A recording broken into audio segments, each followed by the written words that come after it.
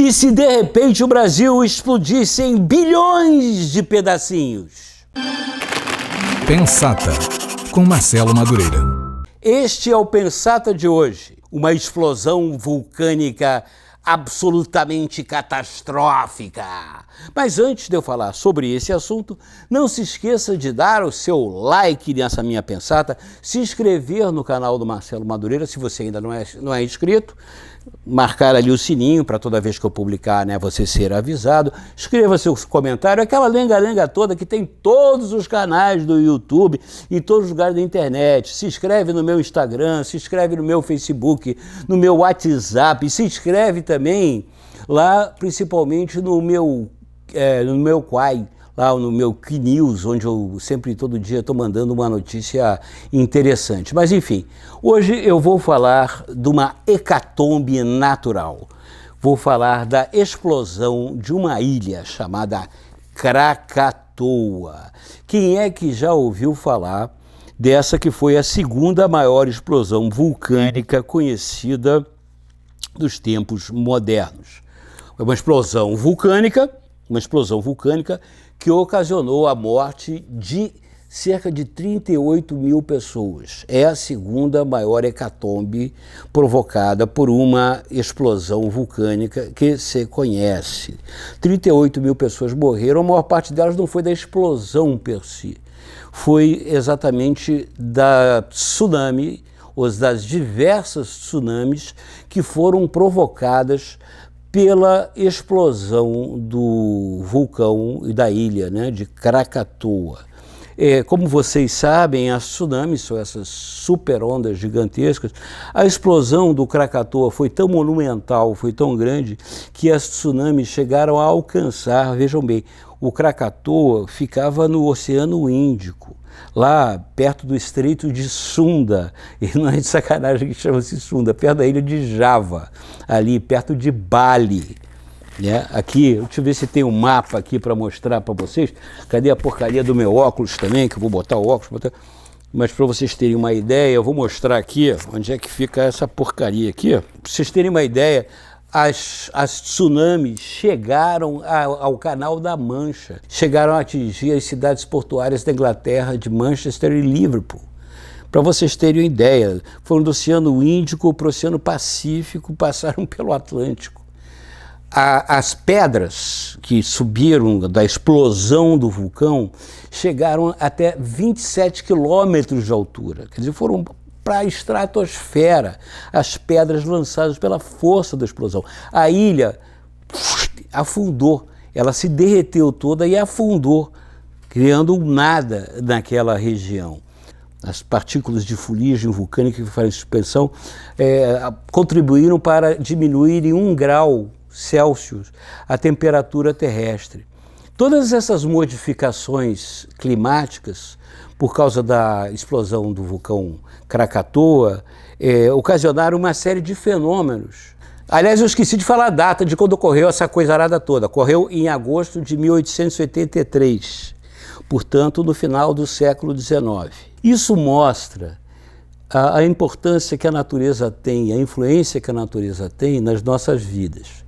Isso mostra como um fenômeno aparentemente de dimensões bastante grandes, mas bastante distantes, né? Você vê, um vulcão que explodiu lá no meio da Indonésia, né, provoca tantas mudanças climáticas que você modifica toda a cara do planeta, toda a história do planeta. E isso está muito bem descrito aqui nesse livro que tem o título Krakatoa, que o subtítulo é O Dia em que o Mundo Explodiu, de um cara chamado Simon Winchester. Simon Winchester. Essa edição que eu tenho é da editora Objetiva. Ela já é uma edição relativamente antiga. Ela é vou dizer já para vocês, ela é de 2004. E ela é bem legal, que ela tem muitas ilustrações, ela fala bastante da natureza da ilha e da história da história da explosão, da história de outras hecatombes que se conhecem na história da humanidade, maiores até que a própria explosão do Krakatoa, das consequências que isso teve. É um livro quase que de aventuras, ao mesmo tempo que é um livro de história. E aí eu pergunto assim, mas Marcelo Madureira, por que a importância de ler esse livro? Eu digo que a importância de ler esse livro, ela vem do fato de que hoje, para a humanidade, a questão ambiental, a questão do planeta deve ser talvez a nossa primeira preocupação. A primeira preocupação. Por quê? Porque por conta da quantidade de carbono que é despejada todo dia na atmosfera, a quantidade de metano também, dos gases de metano que são despejados cotidianamente na atmosfera, o clima terrestre ele vem mudando ao longo dos últimos 200 anos de forma dramática, sendo que isso de maneira exponencial, ou seja, quanto mais o tempo passa, maior a quantidade de carbono e metano que a atmosfera terrestre vem recebendo, e isso provoca mudanças radicais, né, no meio ambiente. E essas mudanças, elas começam já a serem percebidas de uma maneira dramática. Isso é diferente, por exemplo, do Krakatoa, né, ou de abalos sísmicos, né, que são o que a gente fala de fenômenos exógenos, são fenômenos naturais. Por exemplo, os fatores sísmicos, né, advêm as próprias explosões vulcânicas ou mesmo os terremotos, as tsunamis, eles vêm das fricções entre as placas tectônicas. Você sabe que o planeta Terra, nós vivemos numa espécie de casquinha, né, que flutua numa enorme bola de ferro, que é o núcleo do nosso planeta. Essa casquinha é forma por grandes blocos, que são as placas tectônicas. No lugar onde elas se encostam, né, que elas se atritam, é que ocorrem, né, as falhas tectônicas chamadas, é que ocorrem os terremotos, ocorrem as erupções vulcânicas, todos esses fenômenos que são inerentes ao nosso planeta. Agora, no caso do carbono, no caso do metano, são fenômenos que são inerentes à nossa ação, a ação do ser humano no meio ambiente. Desde que nós começamos a usar o carvão, né, e os derivados do petróleo na produção de bens, principalmente na produção de energia, cada vez mais a utilização dessas matérias-primas, né, tanto para a produção de bens como para a produção de energia, né, ou seja, os hidrocarbonetos, né, como também o carvão, mais você aumenta a emissão de gases de gases e que vem contribuindo de maneira decisiva para o aumento da temperatura do planeta. Ou seja, já está contratado, é impossível de mudar. Até o ano 2050, a temperatura do planeta vai ter um acréscimo de 1,5 grau na escala Celsius, 1,5 grau. Isso aí pode parecer pouco, mas é muito. Isso muda de maneira radical todos os climas, todos os fatores climáticos do planeta. Então você vai ter secas muito maiores, você vai ter enchentes muito maiores, você vai ter problemas climáticos dramáticos que provocarão também grandes correntes migratórias, que vão provocar também, por sua vez, problemas políticos, problemas étnicos, problemas de difícil gestão. Então, atacar e se preocupar com a questão ecológica é um problema central não só de nós brasileiros, é uma questão central da humanidade. Então, a leitura de um livro desse sobre o fenômeno vulcânico do Krakatoa, a mim, por exemplo, despertou a curiosidade sobre a questão ecológica per si, né? O problema do equilíbrio ecológico. O equilíbrio ecológico, não numa perspectiva mais geral, mas a perspectiva segundo nós, hominídeos, nós, espécie. Porque a natureza, para a natureza isso é indiferente. A existência da nossa espécie, não é, os sapiens, Homo sapiens sapiens, para a natureza é indiferente. Nós podemos continuar existindo ou deixar de existir, o planeta vai continuar existindo, a natureza continuará existindo, independente de nós estarmos aqui ou não. Agora, eu creio que é do meu interesse, é do seu interesse, né, que nós continuemos aqui, nesse planetinha existindo, né, tocando a nossa vidinha. Isso é muito importante. Para que isso ocorra, a gente é muito dependente do equilíbrio ambiental. O equilíbrio que as chuvas ocorram regularmente, como tem sido, como foi propício para o desenvolvimento da nossa espécie até então.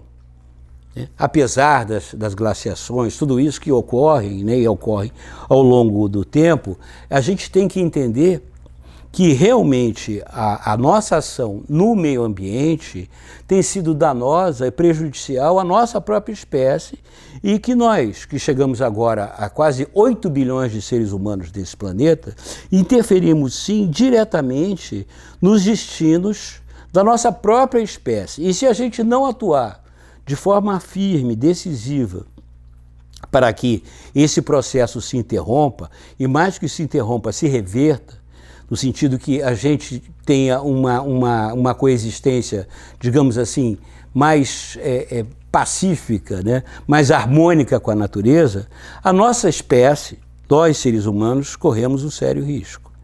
Essa é que é a questão, né? Então a questão ambiental é essa. Inclusive, essa é a mensagem que tem que ser dada. A questão da preservação do meio ambiente, às vezes, ela é colocada de maneira errada, né? Porque como se respeitar a natureza, né? A natureza não precisa ser respeitada. O que nós precisamos respeitar é a nós mesmos, é respeitar entender o nosso comportamento junto à natureza, porque, na verdade, nós temos que entender como é que a natureza funciona. Então, um livro como esse, ele pelo menos me introduziu muito bem nesse assunto, nessa preocupação e de uma maneira muito agradável, porque eu vi quão perto um fenômeno dessa escala está. Aconteceu em 1883. Em termos de história, isso não é nada, isso foi outro dia.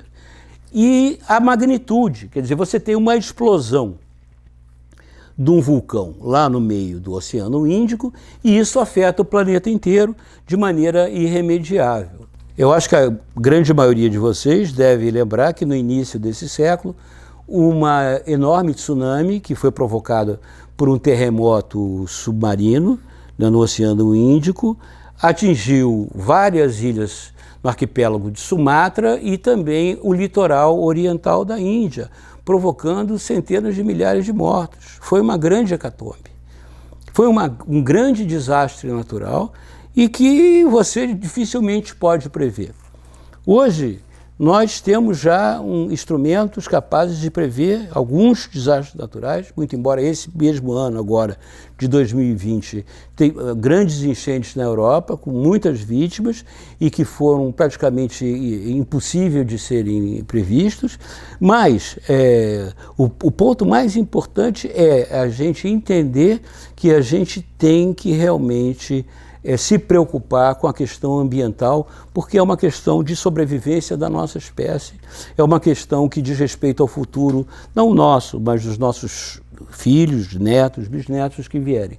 Portanto, eu indico a vocês a leitura de Krakatoa, porque é um livro bacana, é um livro que é interessante, não é chato, nem um pouquinho chato, tem muitas ilustrações, né, tem muitas fotos, desenhos, mapas. Eu adoro o livro que tem bastante ilustração e que é uma leitura bastante agradável e que introduz as pessoas de uma maneira bem legal na questão ambiental.